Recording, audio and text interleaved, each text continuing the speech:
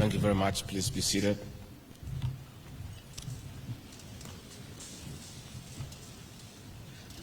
The Principal Secretary for ICT and Digital Economy and IASP Africa President, Engineer John Tanui, our PS for Broadcasting, Professor Edward Kisiangani, our Permanent Secretary from Zimbabwe, the IASP President, Lena Miranda, the IASP CEO, Eba Lud, Konza Technopolis CEO, Tech Innovators and Incubators, ladies and gentlemen, good morning. I extend a warm welcome to you to Nairobi, Kenya, the Silicon Savannah of Africa and the world. Karibuni sana to Nairobi, which was voted the best city to visit in 2024 by Lonely Planet. It is at the heart of a country that is on the cusp of a digital evolution. I'm here to represent President William Ruto, who is out of the country attending the United Nations General Assembly, and I bring warm greetings from our President.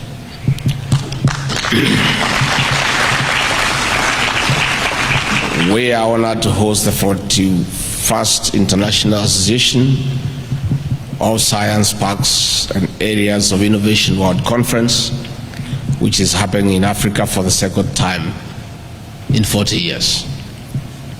On behalf of President William Ruto, the government of Kenya, and the people of this great country, we thank IASP for this special recognition. It is an affirmation of Nairobi and Kenya as the emerging and towering epicenter of digital innovation and technology revolution in Africa and the world.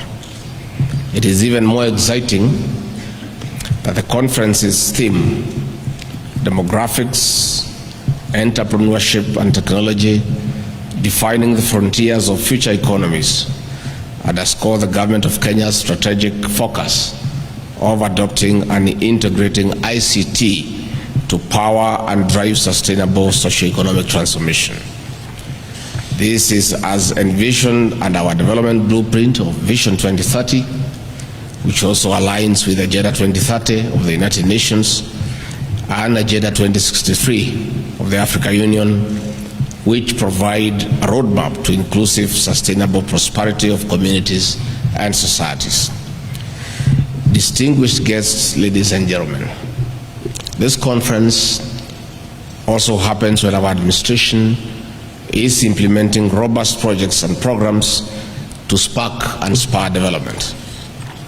Our government has tasked the Ministry of ICT and Digital Economy to lead in installation of 100,000 kilometers fiber optic cable across Kenya, as we also set up digital hubs in the 1,400 wards across the country.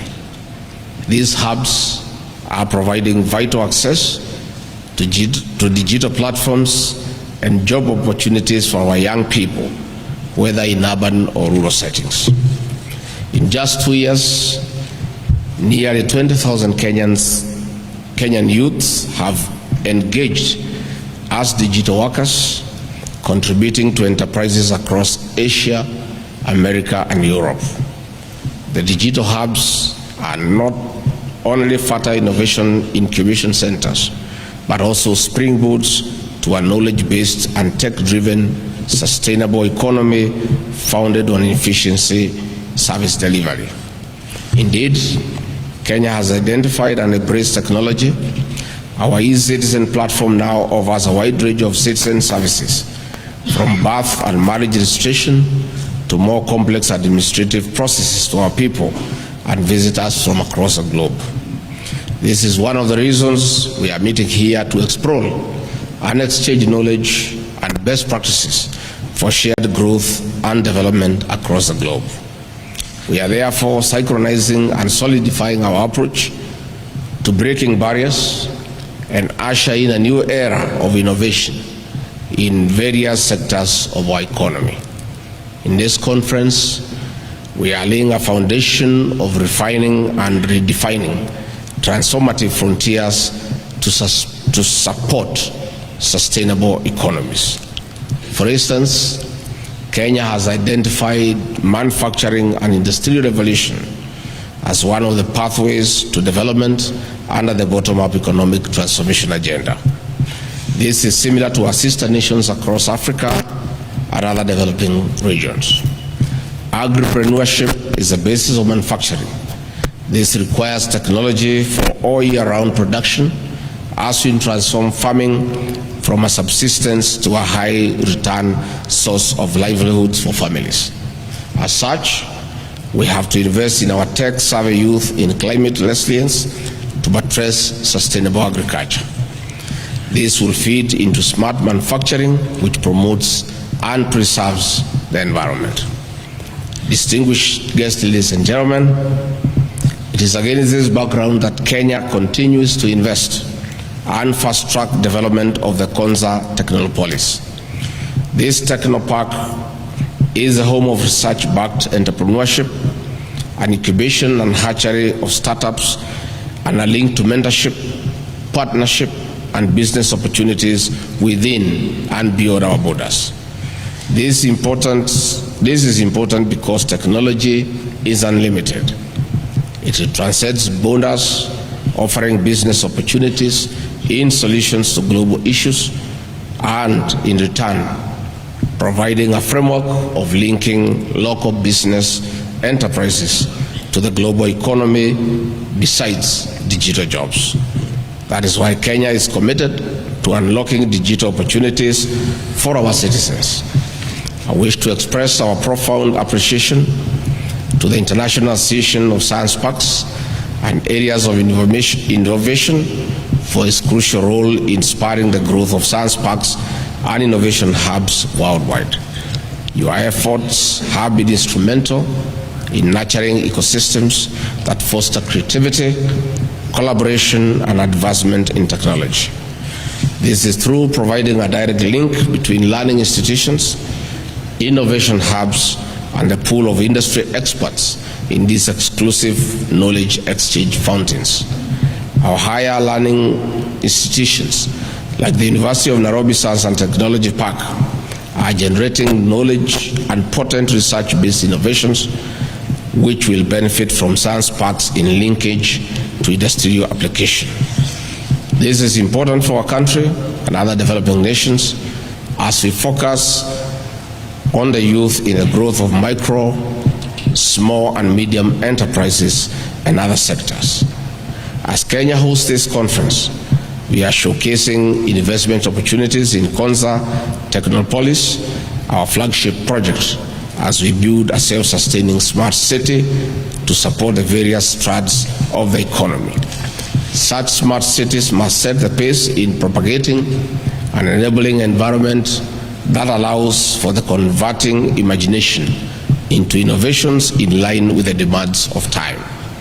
Tech-leading countries globally are reaping from infusing artificial intelligence into agriculture, health, trade, manufacturing, tourism, education, among other critical sectors of the economy.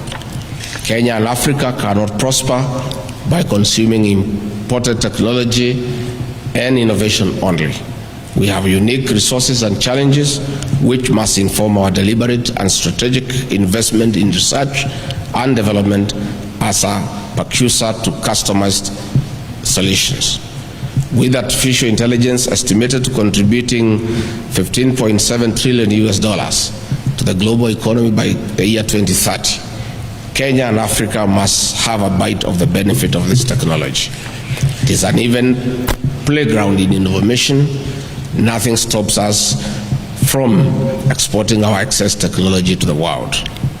Distinguished guests, ladies and gentlemen, in technology and innovation lies immense potential of transforming the lives and livelihoods of our people in Africa. Even as we bank on innovation, there are barriers that we must be ready to overcome through strengthening collaboration and partnership at national and international spaces. One of such challenges is cybersecurity threats, Criminals are innovating to be ahead of everyone. With the globe predicted to lose at least 20 trillion US dollars by the year 2026, we must invest more in securing the digital ecosystem. This calls for harmonization of laws, policies, and regulations to ensure stricter and prohibitive penalties against national, international, and transnational cyber crimes. This conference is a blend of sound minds in the technology sector. We have an opportunity to define the tomorrow and the future of our people through resolute resolutions that will bring the real socio-economic change that we seek in sustainable development. On this note, distinguished guests, ladies and gentlemen, it is now my pleasure on behalf of President William Ruto to declare the 41st International Association of Science Parks and Areas of Innovation World Conference officially open. Asanteni sana.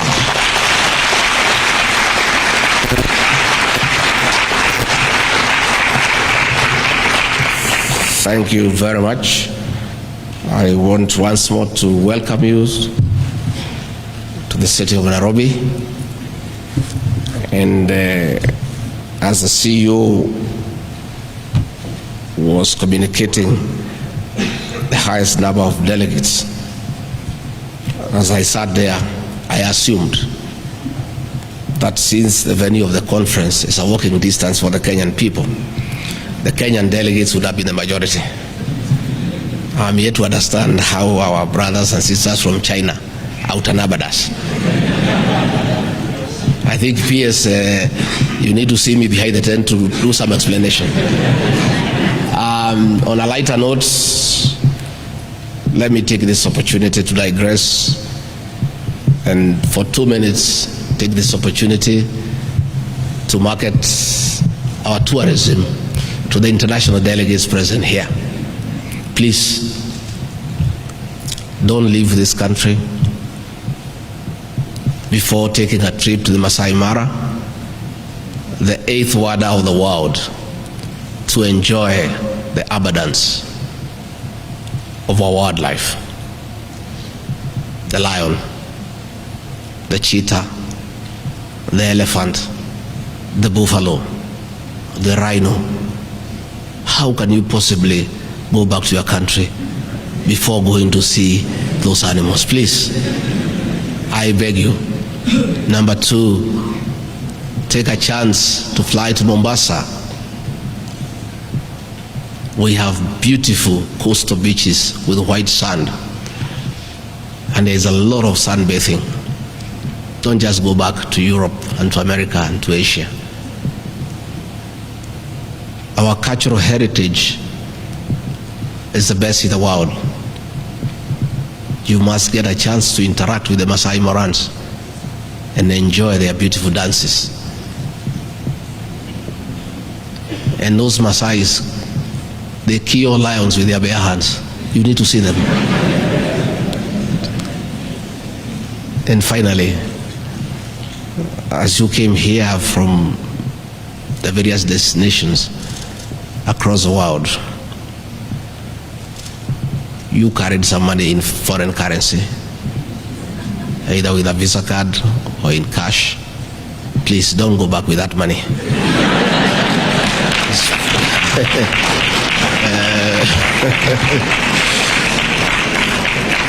Make sure at the end of the conference you spend to the last coin.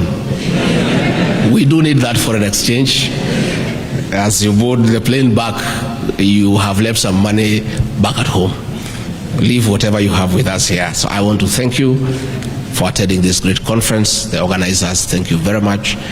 I'm sure you will have very fruitful discussion, and we are honored as a country to have hosted this great conference.